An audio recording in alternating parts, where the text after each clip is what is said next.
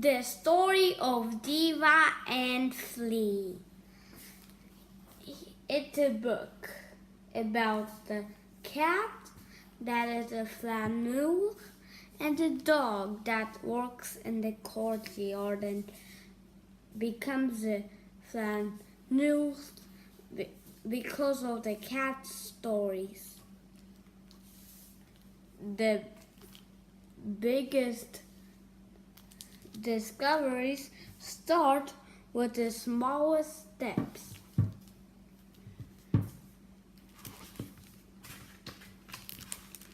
Part 1. Let the boot. Diva and Flea.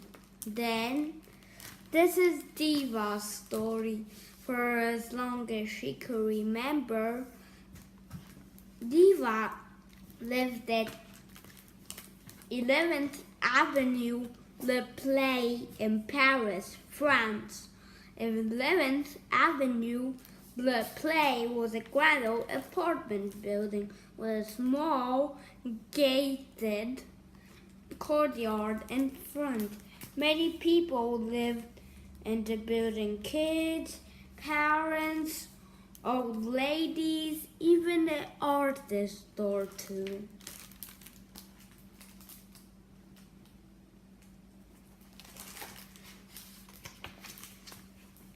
Like most grand old apartment buildings in Paris, there was a gardener who lived on the ground floor.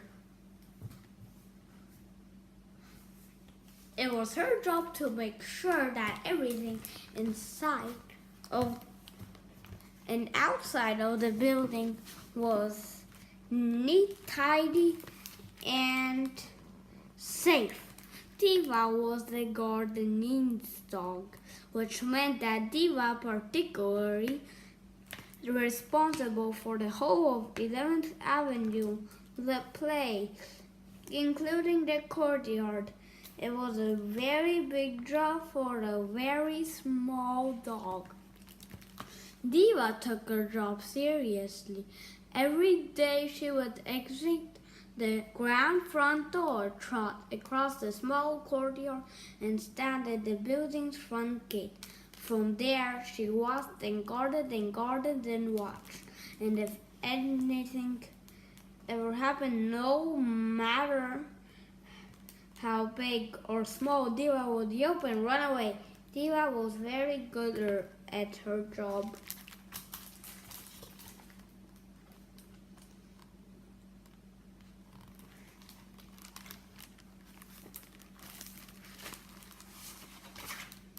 This is Flea's story. For as long as he could remember, Flea also lived in Paris, France, but had no fixed address. Flea lived wherever he was, which usually was somewhere other than it had been the day before. Flea did not even have a fixed name. Some people called him Puss or Midnight or Richard, but he didn't care too much about what people called him. He liked the name Flea. He thought it was a funny name because he was a large cat and Flea is a small animal. Also, he may or may not have fleas. Flea did have a fixed occupation. However, he was a flannel. A flannel is someone or some cat who wanders around the streets and bridges and alleys of the city just to see what there is to see. A great flannel has seen everything, but still looks for more because there is always more to discover. Flea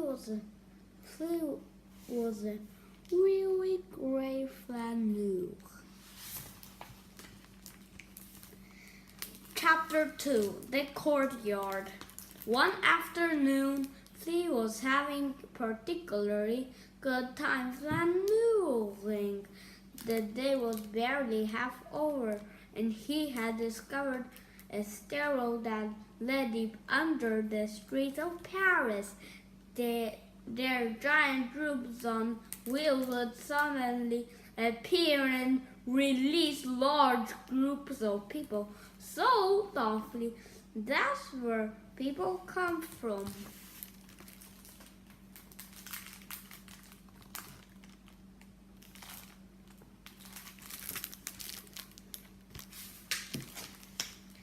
Later, Flea found himself sitting in the sun, watching people who were also sitting in the sun, watching even more sitting in the sun.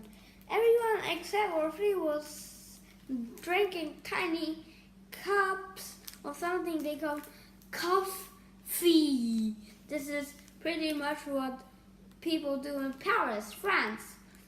Then inside Flea's favorite show, he saw a woman drop a giant piece of salami onto the floor.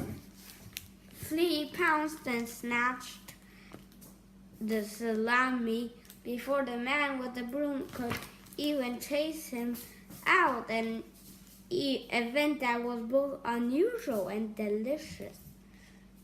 If that weren't enough, that same day Flea happened to wander past the 11th Avenue Le Play, where he saw Diva for the first time. As soon as Flea saw the small dog, he was captivated.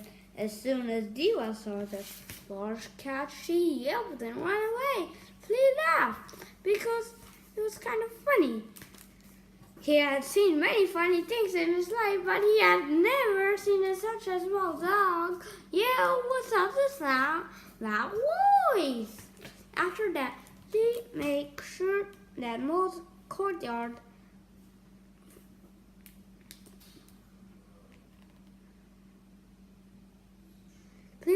make sure that most afternoons he just happened to flaneur right by the courtyard Avenue Le Play of 11th Avenue Le Play. It was fun watching the small dog yelp and run away. This went on for many days. Flea would flaneur while the small dog would yelp and run away. Flea would laugh. It was almost too good to be true. Then one day, Diva didn't yelp or run away. Instead, she looked right at Flea's big face. She asked, Are you trying to hurt my feelings? Flea had never thought it about it like that. Chapter 3. The Mouse. The next day, Diva trotted into the courtyard, expecting to see the large cat and to hear its loud laugh. But the cat was not there. It was quiet. Diva was surprised how empty the courtyard felt without the cat sticking its big head through the gate. Then she noticed the courtyard wasn't completely empty. There was a small dead mouse near the front step. Diva looked at the mouse and thought for a moment. Then she go, Who left this mouse by my doorstep? A small voice hiding in a bush replied, Me.